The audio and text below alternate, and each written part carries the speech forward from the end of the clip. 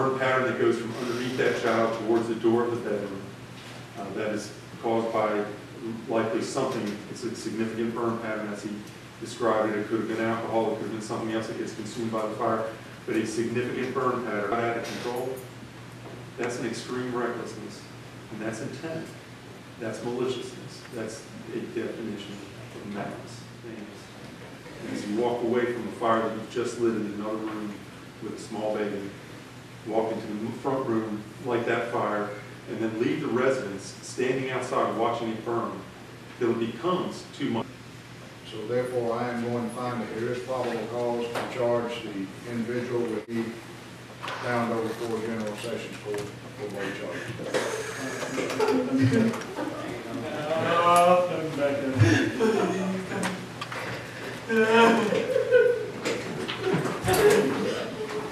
Ashley, I'm sorry. I didn't mean to hurt you, son. And you know I didn't mean to hurt you. You just can't accept that. Because you know me. You've known me for 5 years. I never would have wanted to hurt Austin.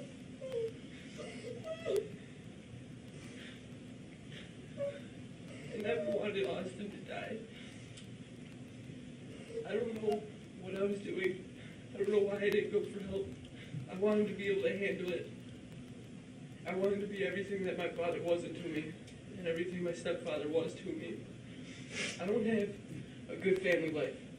I haven't my whole life. It's been really rough. Most of my family has abandoned me. I made a stupid choice a couple of years ago. I ruined half of my family. The other half haven't been supportive. But I do want to thank them for being here today. I know their family isn't here. Thank you guys for being here. The man sitting here today is not the one I once knew. He is not the one I fell in love with. He is a coward, and forgiveness is not an option for me. After everyone had their chance to speak in this Wapello County courtroom, it was Dustin Armstrong's chance to say something about what he'd done. Do you have anything you wish to say to me prior to my announcing what I'm going to do here today, sir?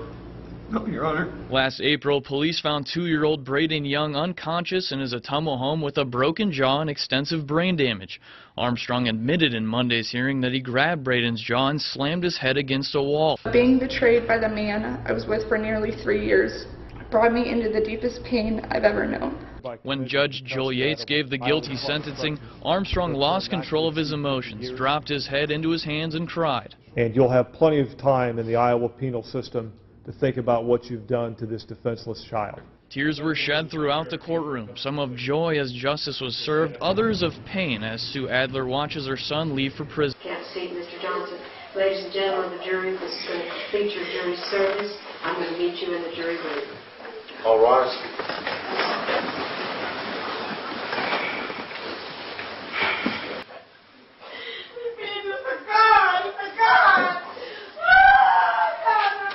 Ladies and gentlemen.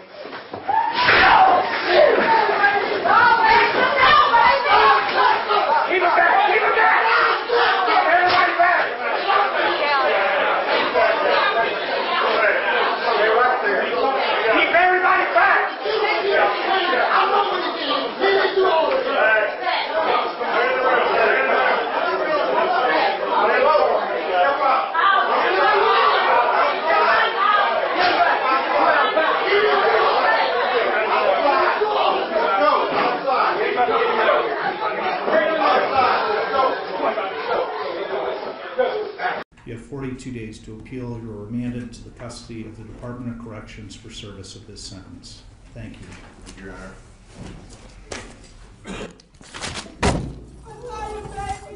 I love you, Mom!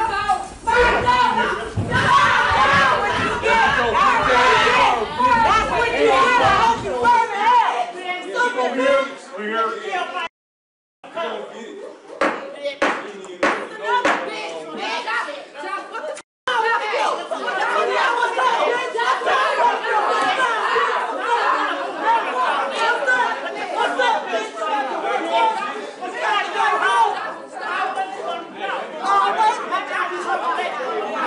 Court's in recess for 15 minutes.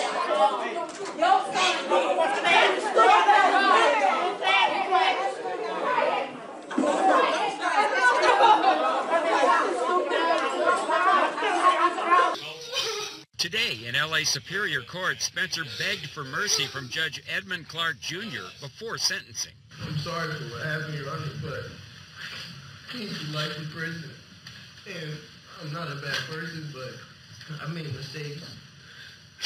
But I'm not just some gangbanger that she tried to portray me as.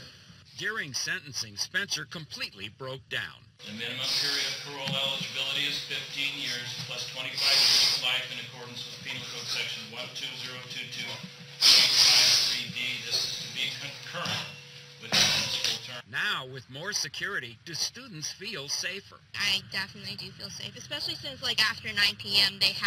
you have to show your ID and everything. And I wasn't here to witness the shooting. I'm just a freshman, but I don't know, I've never felt unsafe here.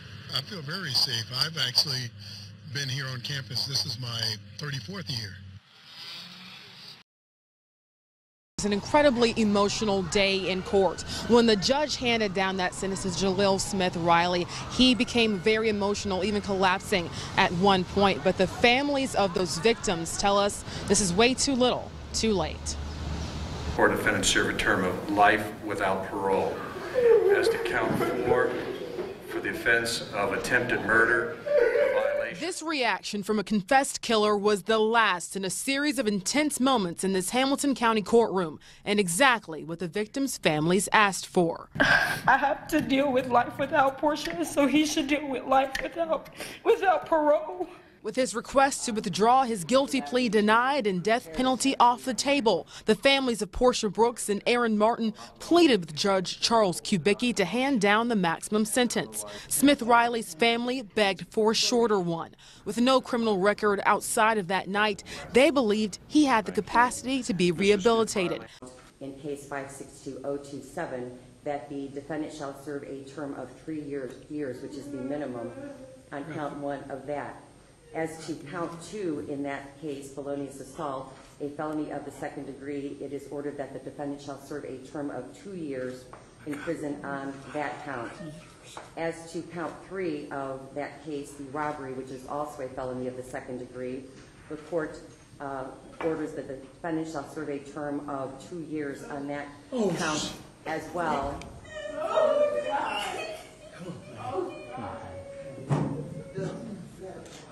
Court orders that the defendant shall serve a term of 2 years on that count as well.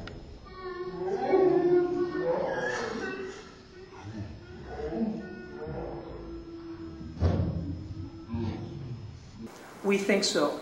At his sentencing today, 19-year-old Shondell Jackson was facing a mandatory life term for pulling the trigger, but hoped for a chance at parole, a hope dashed by Judge Rebecca Dallett, who gave him life without parole, sparking the outburst.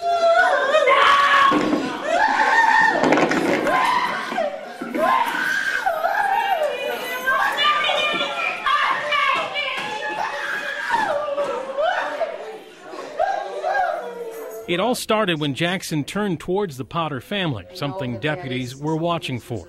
At the sentencing today, prosecutors played this 12 News video of Jackson's February conviction, when Jackson gestured to the Potter family several times, cursed at them, and as he was let out of court, our camera caught him smiling at the victim's family. We see how evil Shondell is in court, looking at us, swearing at us, and smiling. The judge said Jackson's past behavior in court influenced his getting the maximum sentence. The severity of the blow to that child's leg, and to say that you did not recognize what had been done, to ignore what must have been the excruciating sounds that came from that child on a daily basis, is more than disconcerting to this court. And as such, the court finds it appropriate that each be sentenced to the State Department of Corrections for a period of life. You will get credit for any of the time that you